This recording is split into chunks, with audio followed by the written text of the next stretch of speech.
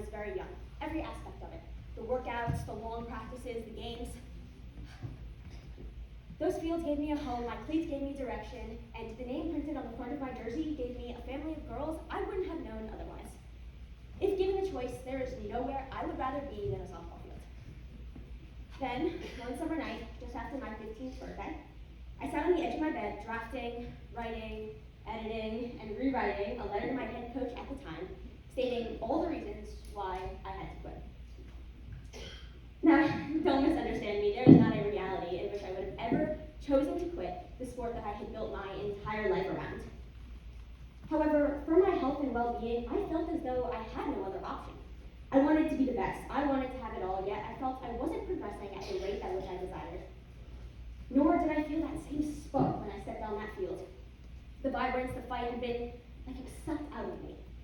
I felt lost, but whenever I reached for help, I found myself being met with the same sigh and words I still think about today. If you're so miserable, just quit. This is what it takes, and if you can't handle that, just quit. I was told to just quit. My name is Frankie Licata. I'm a sophomore at UCTech in the Teacher Education Academy. I'm a student athlete, high school student athlete, and one day I will be a college student athlete. Now let's think about that previous statement. This is what it takes to be the best, to win. These are the sacrifices you're expected to make in order to compete at the highest level. To be a high-performing student athlete, it takes absolutely everything.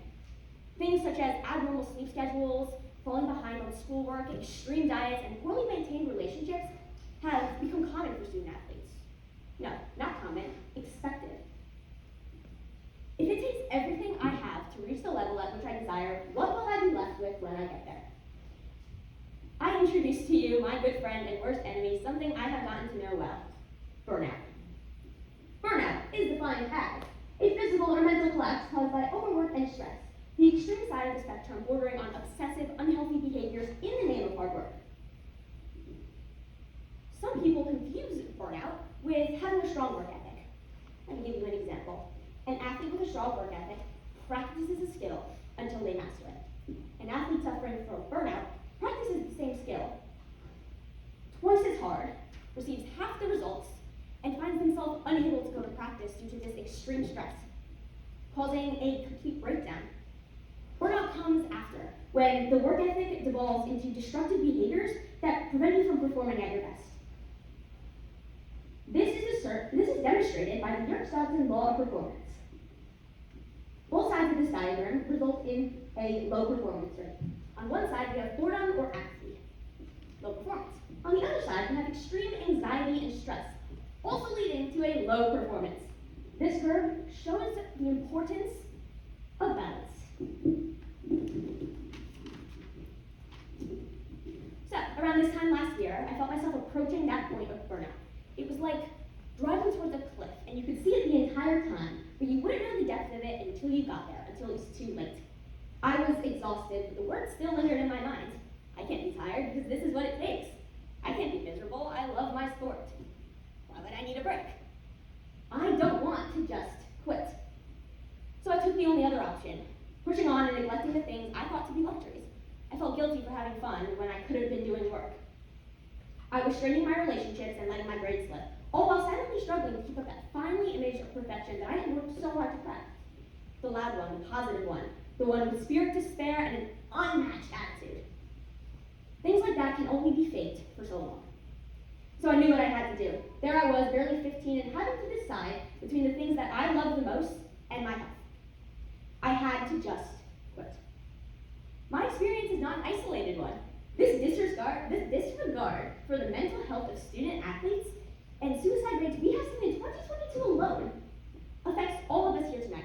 This conversation of mental health is long overdue, and yet for some reason, still avoided.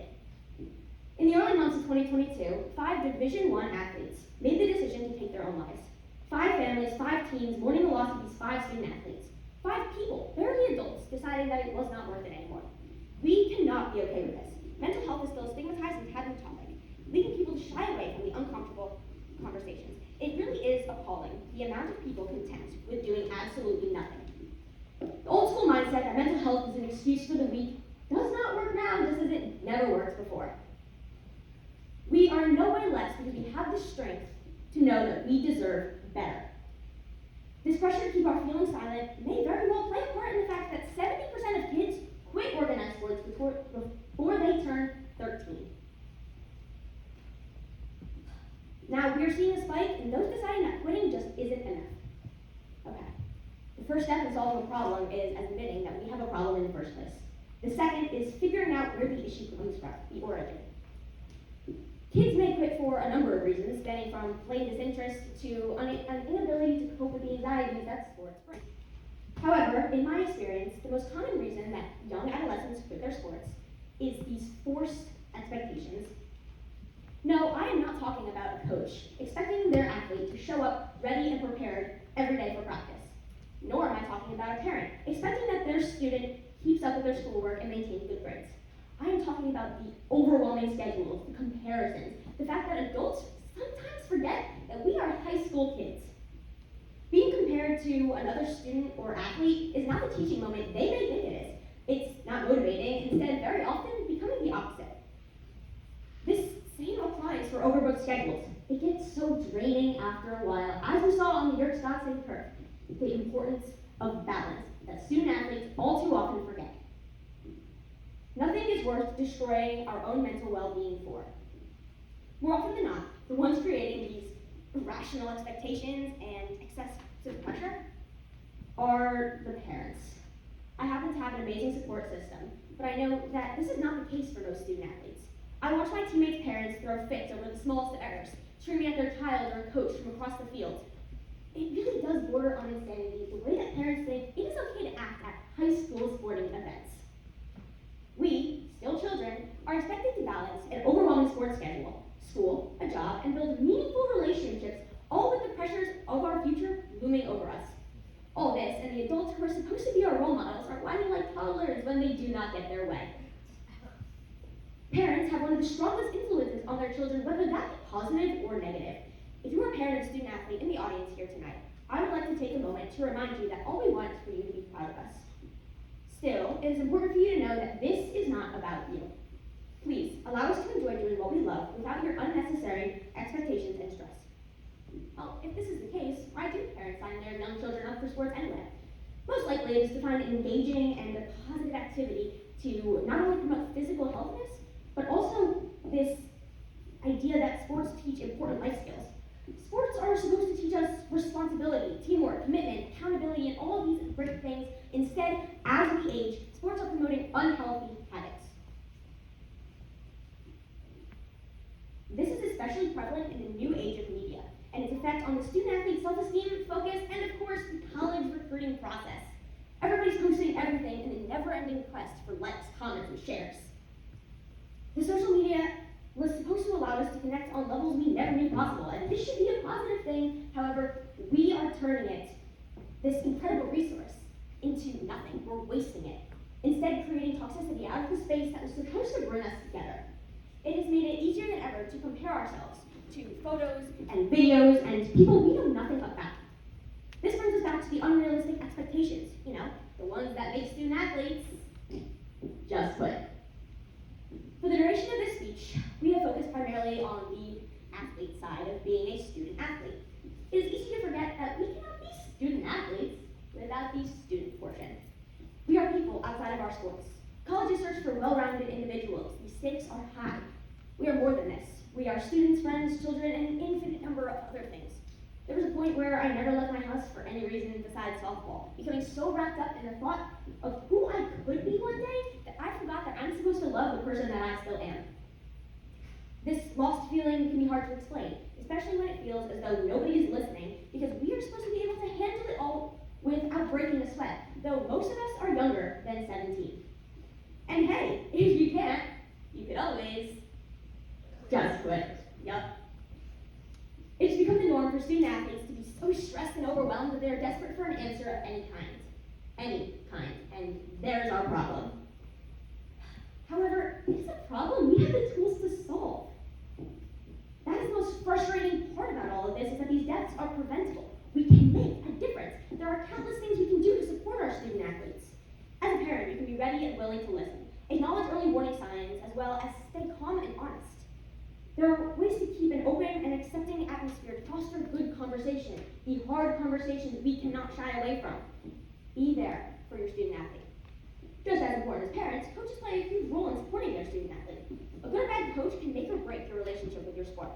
I've had some amazing coaches, such as my high school softball coach, who has created the best environment she could. I know that if there's anything I ever need help with, her door is always open. Coaches have an incredibly difficult job, and a bad or unsupportive coach can change everything. Having a coach you're scared to talk to is setting your athlete up for failure. I know that my coaches always have my back. As an athlete, it is important we can rely on ourselves as well. Being honest with our feelings and not being afraid of having these difficult conversations is the first step in protecting our mental health. As I previously stated, there is nothing worth destroying our well-being for. We need to have the strength to know that we deserve better. We have the strength to know that we do not have to just quit. By now you may have been able to guess, but on that summer night, just after I turned 15, I never sent that email, and it took me a little while to know why I didn't just quit. When you're young and you think you know everything, and as you get older, you learn new things and still think you know everything. You never seem to learn. Recently, I was talking to a good friend, a baseball player, and he said that at his lowest, the one thing that kept him going was reminding himself that at the end of the day, he loved his sport, and that's what it was all about. It's a privilege to be on the field each day, and that when it all came to, you learn to enjoy every second of it, even the bad parts. This reminded me of an assignment my trainer, Coach Al, gave to me when we first started working together. He told me in order to be successful and reach the level that I wanted, I had to know what was my reason for showing up every day. What's my why? Why do we continue to push our limits every day? What's our reason for not taking the easy way out? Why do we do difficult things? What is the reason? Why don't we just quit? I love my sport. Win or lose, rain or shine, there is no place I'd rather be than on that diamond with my team. All the sacrifices, time, work, and effort is worth it. I love my sports, just as so many student athletes do. To keep us safe and able to enjoy as much as we can, there needs to be a systematic change. And that change starts with us. No longer can we tolerate the silence when it comes to our struggles. I am here in front of you today, not for myself, but as an advocate for all student athletes with similar dreams to mine. This is for my teammates, my friends. This is for my cousin, my younger sister. This is for all the athletes I play against and the ones I may never get to meet. This is for all those student athletes out there who are struggling and the ones we have already lost in our failure to act soon enough. This is not an unstoppable problem. We cannot allow student athletes to lose their lives over things we can prevent. This is for the hope that things can get better. We should not have them or the loss of another student. We should not have them have to mourn the loss of another student athlete, child, friend. Aside of that, this is for us, for our future. This topic cannot remain avoided. Hopes and prayers are no longer enough. It is time for action. It is time we have the hard conversations. It is time for change. It is time we do more than just